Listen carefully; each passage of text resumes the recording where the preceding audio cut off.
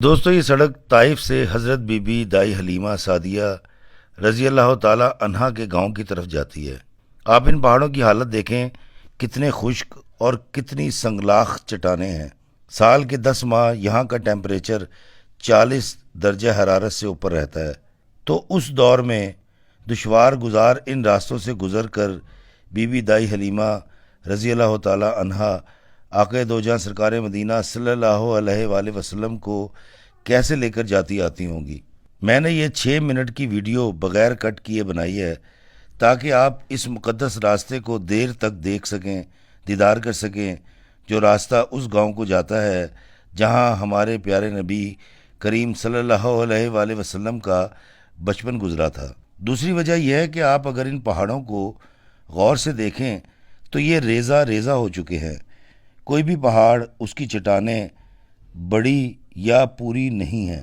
ایسا معلوم ہوتا ہے کہ کسی بڑے دیو ہیکل گرینڈر نے ان پہاڑوں کو گرینڈ کر کے رکھ دیا ہو۔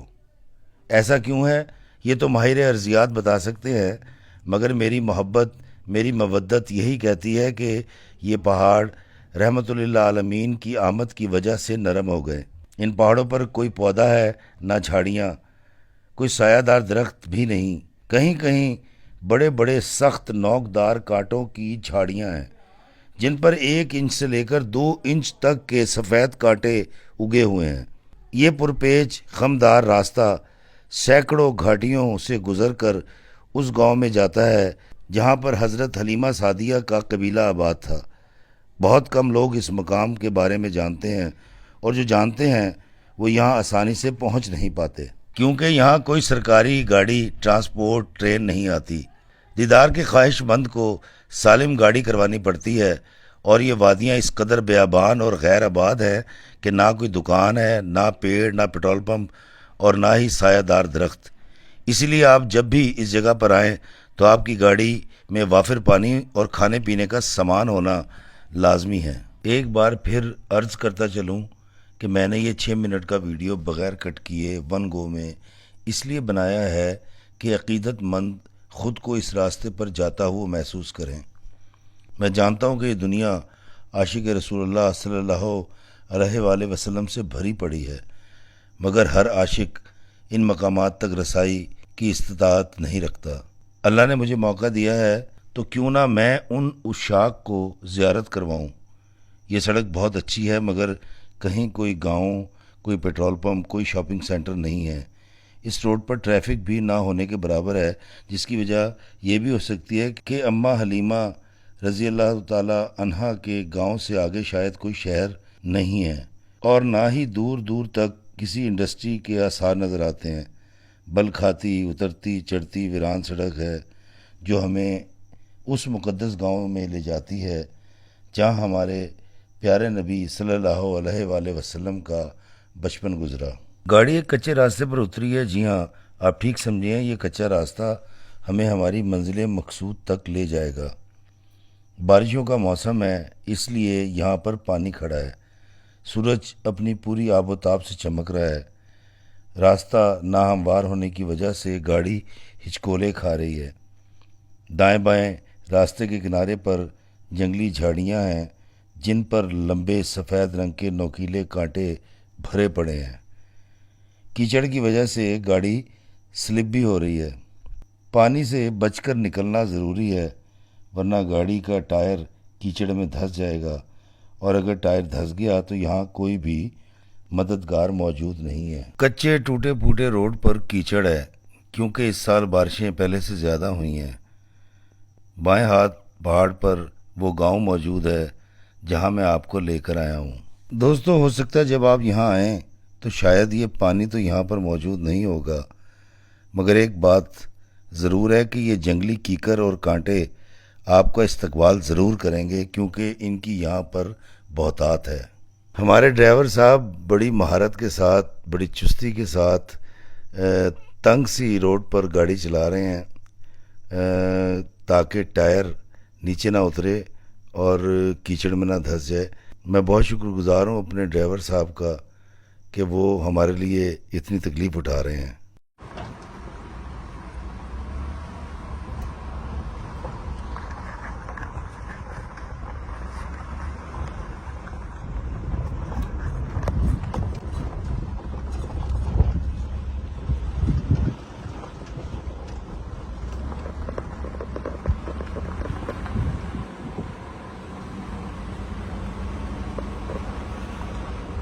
کیونکہ اس جگہ پچھلے پہاڑ پر آبادی ہے تو دائیں جانب کاشتکاری کی گئی ہے۔ کچھ حاجی بھی ہمیں پہلے سے یہاں موجود نظر آتے ہیں۔ دور پہاڑوں کا منظر نہایت دل فریب اور حسین نظر آتا ہے۔ کسی نے باڑ لگا کر اپنی زمین کی حد بندی کر رکھی ہے۔ سڑک کی حالت بھی خستہ ہے۔ ہم بس 1-2 منٹ میں منزل مقصود پر پہنچ جائیں گے۔ یہ چڑھائی ہے، پھر اس کے بعد ہمیں پارکنگ میں گاڑی کھڑی کرنی ہے، یا شاید یہاں پر پارکنگ ہو ہی نہ۔ دور، بہت دور آسمان پر بادلوں کے ٹکڑے ٹھہرے ہوئے نظر آتے ہیں، شاید وہ بھی اس مقام کی زیارت کے لیے کھڑے ہیں۔ دوستو، سب سے پہلے ہم ان 2 کنویں پر جائیں گے جن کی ایک تاریخ ہے، اور وہ 2 کنویں یہاں پر موجود ہیں۔ ہم وہیں جا کر اس کی تاریخ پر بات کریں گے۔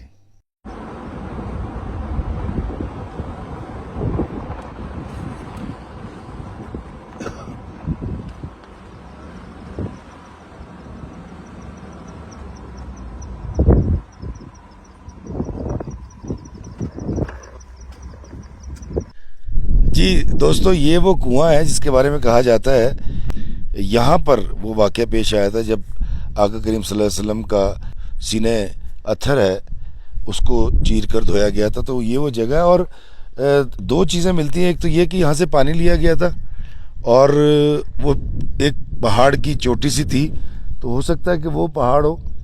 کئی لوگ یہ کہتے ہیں کہ اس پہاڑ کی چوٹی پر سینہ چاک کیا اور پھر اس کو دھویا گیا، لیکن پانی اس کنویں کا تھا۔ اور اس کے علاوہ کہا جاتا ہے کہ ایک دوسرا بھی کنواں یہاں تھا۔ میں ڈھونڈنے کی کوشش کرتا ہوں کیونکہ یہاں ارد گرد کوئی بتانے والا نہیں ہے جو ہمیں گائیڈ کر سکے، اور نہ یہاں سگنل آ رہے ہیں، نہ ہی جو ہے ہم انٹرنیٹ یوز کر سکتے ہیں۔ تو یہ وہ کنواں، اگر آپ اس کو دیکھیں اس طرف سے، تو اس کنویں کے پانی سے اس کنویں کا پانی استعمال کیا گیا تھا۔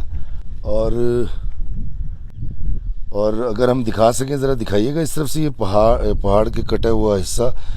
اس علاقے میں کنواں بنانا ہی ایک بہت محنت طلب کام تھا اس دور کا۔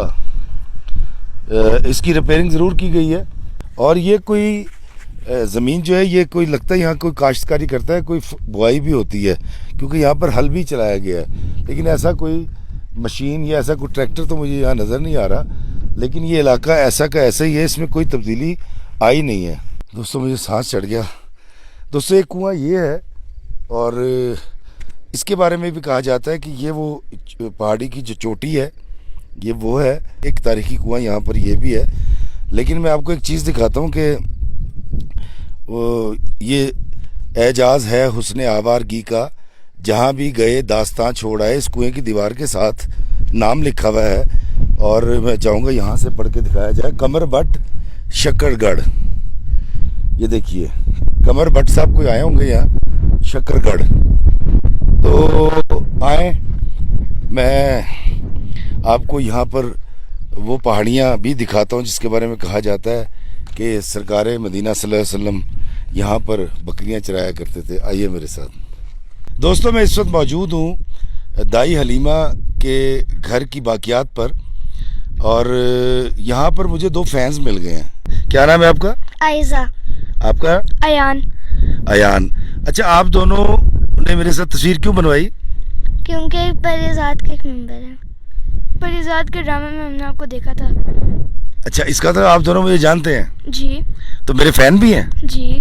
آپ بھی؟ جی۔ او مائی گاڈ، الحمدللہ الحمدللہ۔ دوستو، جو لوگ مجھ سے پوچھتے ہیں کہ افتخار رفیع تمہیں ایوارڈ کیوں نہیں ملا، یہ میرا ایوارڈ ہے۔ میرے دیس کے، میرے اوورسیز کے چھوٹے چھوٹے بچے مجھ کم ترین سے اتنی محبت کرتے ہیں، کمالی سے محبت کرتے ہیں، پوئٹ افتخار رفیع سے محبت کرتے ہیں، ولاگر سے محبت کرتے ہیں۔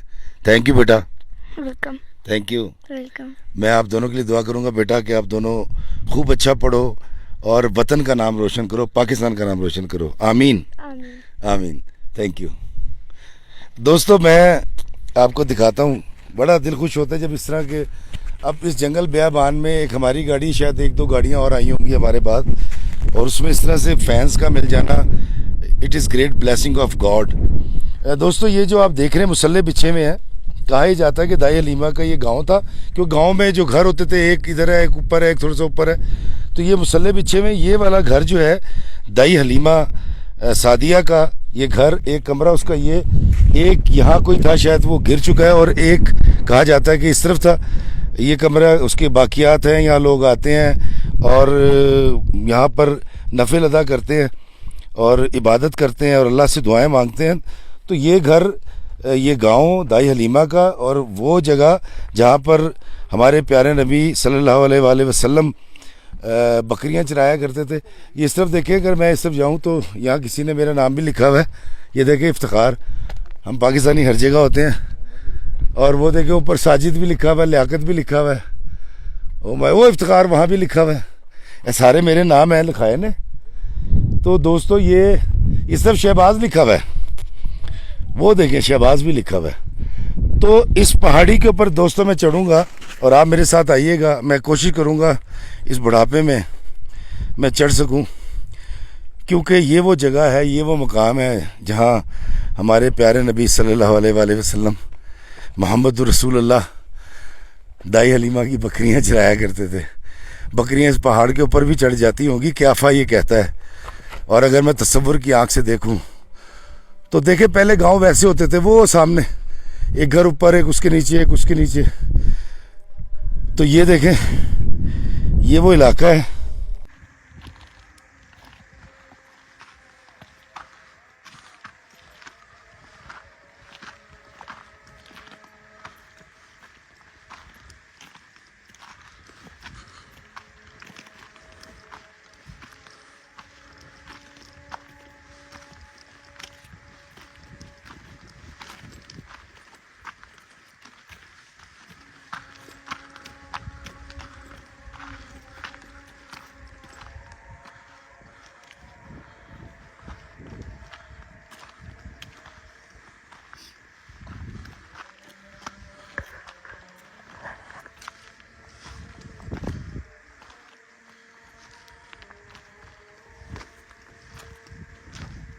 اللہ اکبر، اللہ اکبر. یہ دیکھیے میں پہاڑ کے بہت اوپر آ گیا ہوں.